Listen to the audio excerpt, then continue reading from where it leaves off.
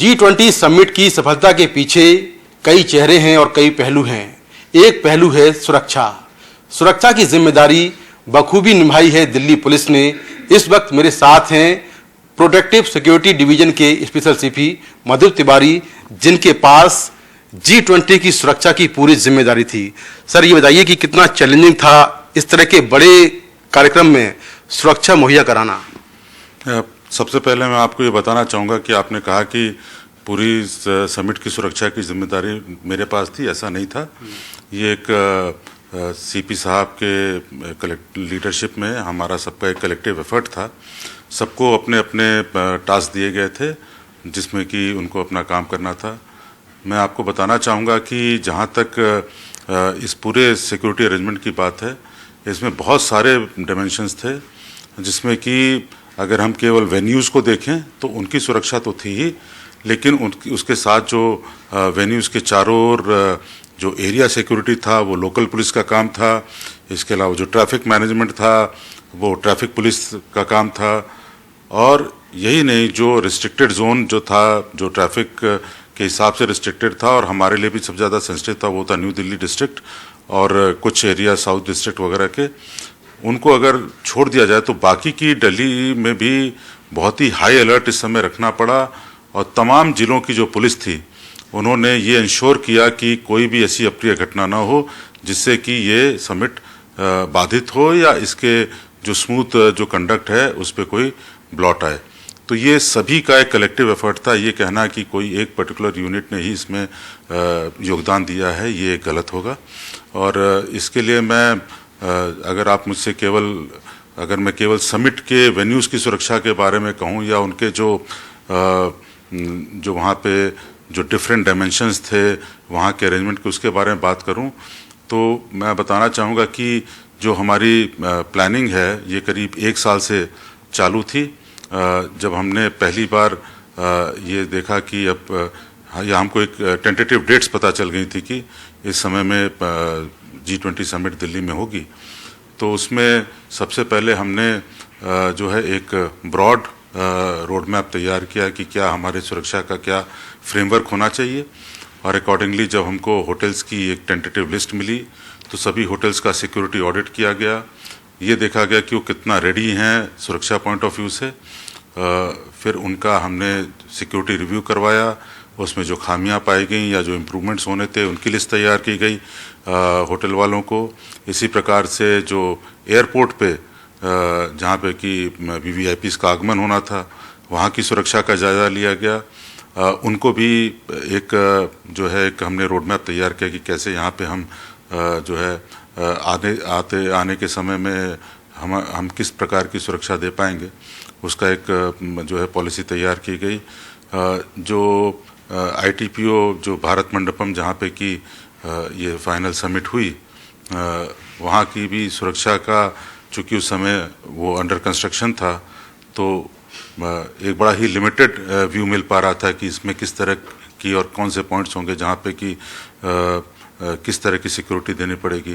वो एक चैलेंज था, लेकिन जैसे जैसे वो भी इम्प्रूव होता गया या वो बनता गया वैसे वैसे हम अपना प्लान उसी के साथ बनाते गए।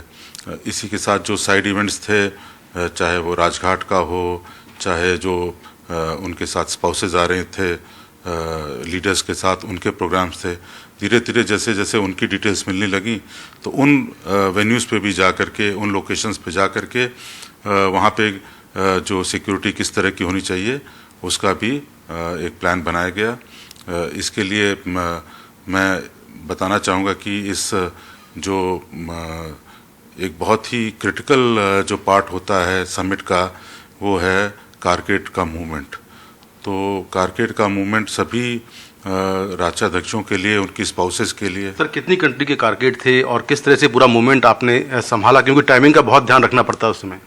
ये आपको मालूम है कि इंडिया को के अलावा इसमें 28 कंट्रीज़ के हेड्स ऑफ स्टेट आए थे और 13 इंटरनेशनल ऑर्गेनाइजेशंस के हेड थे, जिसमें से कि एक जो कोमोरोस के राष्ट्राध्यक्ष थे वो अफ्रीकन यूनियन के बेसिकली हेड ऑफ डेलीगेशन थे। और अब आपको पता है कि AU अब G20 का हिस्सा बन गया है मेंबर कंट्रीज़ का।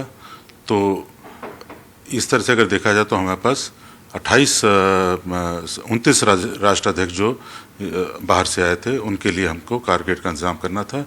लेकिन इसके अलावा उनके साथ उनकी जो स्पाउसेज आ रही थी उनके लिए डिफरेंट कारगेट्स होता है। उनके साथ जो मिनिस्टर्स आ रहे थे उनके लिए अलग से कारगेट बनाना पड़ता है। उनके अगर इंडिविजुअल मूवमेंट्स होते हैं, उनके प्राइवेट मूवमेंट्स होते हैं उसके लिए। तो इस प्रकार से बहुत ज़्यादा कारगेट्स की ड्रिल वगैरह करनी पड़ती है, उनके टाइमिंग्स को नोट करना पड़ता है। और ख़ास करके जो हमारे राष्ट्राध्यक्ष हैं उनकी कारगेट का मूवमेंट बहुत ही प्रिसाइज होना चाहिए, क्योंकि उनको किसी भी वेन्यू पे किसी भी प्रोग्राम के लिए एक पर्टिकुलर ऑर्डर में और with in a given time आना पड़ता है। तो उसके लिए काफ़ी रिहर्सल्स की ज़रूरत होती है।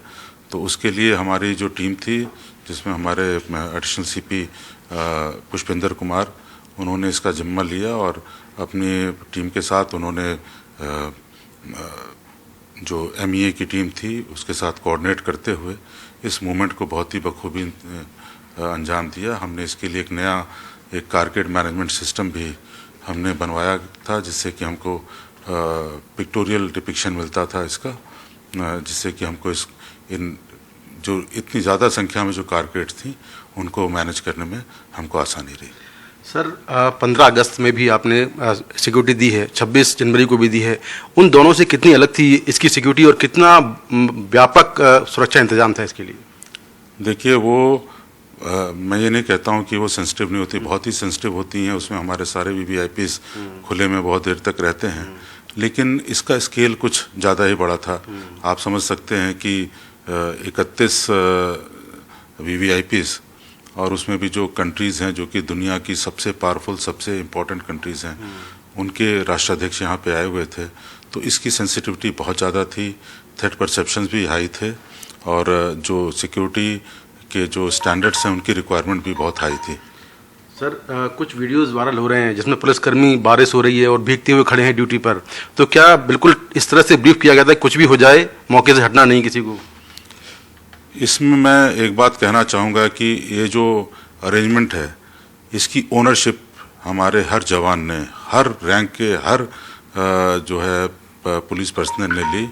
और ये बहुत ही हम लोग के लिए बड़ा ही सेटिस्फाइंग एक्सपीरियंस रहा कि हर आदमी ने अपनी जिम्मेदारी को न केवल समझा बल्कि इसने उस जज्बे के साथ काम किया कि चाहे कुछ भी हो जाए मुझे अपनी ड्यूटी पॉइंट नहीं छोड़नी है, हमें अपना जो ड्यूटी है उसको पूरी जिम्मेदारी और पूरी लगन के साथ निभानी है। तो आप जो ये बातें कर रहे हैं, आपके ने बताया किसी वीडियो के बारे में जिसमें कि वो भारी बारिश में भी वो अपनी ड्यूटी कायदे से दे रहा है, तो ये दिखाता है उसका कमिटमेंट अपने जो है काम के प्रति। और ये भी दिखाता है कि कैसे इस G20 के दौरान दिल्ली पुलिस के हर एक जो है पुलिस पर्सनल ने अपने पूरे जी जान से इसमें ड्यूटी निभाई है। आज सर केवल देश में नहीं बल्कि पूरी दुनिया में दिल्ली पुलिस की तारीफ और जो बाकी एजेंसी हैं उनकी तारीफ की जा रही है, इस तरह के इंतजाम किए, कैसा लग रहा है सर ये सब? दिल्ली पुलिस की तारीफ हो रही है, सही बात है, लेकिन इसमें हमको जो मदद मिली है हमारे CAPF से, उसका मतलब मैं बता नहीं सकता हूँ कि वो कितनी क्वालिटी सपोर्ट था। आपको बताना चाहूँगा कि हमारे सारे जो कारकेड्स थे उसमें ड्राइवर्स, उसमें जो हमारी क्लोज प्रोटेक्शन टीम्स थी, जो वो सारे ही हमको जो है वो CAPF से मिले थे। हमें CRPF से मिला था सपोर्ट, हमें BSF से मिला, हमें SSB से मिला। इसके अलावा हमको AS चेक टीम्स के रूप में हमें सभी CAPF से बहुत ही अच्छा, टाइमली और बहुत ही क्वालिटी सपोर्ट मिला। मैं बताना चाहूँगा कि हमारे जितने भी कारकेड्स थे उसके सभी ड्राइवर्स हमको CAPF से मिले थे। उसमें जितने CPT के पर्सनल थे, जितने कमांडोज थे, वो हमको CAPF से मिले थे। इसमें हमको CRPF ने सपोर्ट किया था, BSF ने सपोर्ट किया था, SSB ने किया था। इसके अलावा AS चेक टीम्स के रूप में हमको अलग अलग एजेंसी से सपोर्ट मिला। CAPF से हमको मिला support, CRPF, SSB, BSF, ITBP, इन सब ने अपनी एस चेक टीम्स हमारे पास भेजी, बॉम्ब डिस्पोजल स्क्वाड्स भेजे, एनएसजी से हमको बहुत सपोर्ट मिला, हमें इंडियन आर्मी से सपोर्ट मिला, हमको डीआरडीओ से सपोर्ट मिला, हमें मिनिस्ट्री ऑफ होम अफेयर्स से सपोर्ट मिला। तो हमें सभी एजेंसीज़ ने सपोर्ट किया और अपने बेस्ट ऑफिसर्स उन्होंने हमको मुहैया कराए। हमारी जो एस चेक सपोर्ट था उसको पूरा कोऑर्डिनेट करने के लिए हमें एक डीआईजी लेवल ऑफिसर और एक कमांडेंट लेवल ऑफिसर्स हमारे पास आए थे सीआरपीएफ से और एनएसजी से। उन्होंने ये हमारे इसको पूरे एस चेक एफर्ट को कोऑर्डिनेट किया था। तो ये बहुत ही एक टीम वर्क था और इसमें मिनिस्ट्री ऑफ होम अफेयर्स की बहुत ही पॉजिटिव और बहुत ही डिसाइसिव भूमिका रही है जब उन्होंने हमको ये सपोर्ट मुहैया कराया। और मैं सभी सीएपीएफ्स के डीजीज़ का और हमारे मिनिस्ट्री ऑफ होम अफेयर्स के ऑफिसर्स का मैं धन्यवाद करता हूँ कि उन्होंने ये सपोर्ट हमको दिया, जिसके बिना ये इतना कॉम्प्लेक्स अरेंजमेंट संभव नहीं था। सर, एनडीटीवी तरफ से बहुत बहुत शुभकामनाएं और दिल्ली पुलिस और भी अच्छा करे। तो ये हैं स्पेशल सीपी मधु तिवारी जो बता रहे हैं कि किस तरह से सुरक्षा इंतजाम G20 को लेकर किए गए थे। नई दिल्ली से कैमरामैन आजम के साथ मैं मुकेश सिंह सेंगर, एनडीटीवी इंडिया।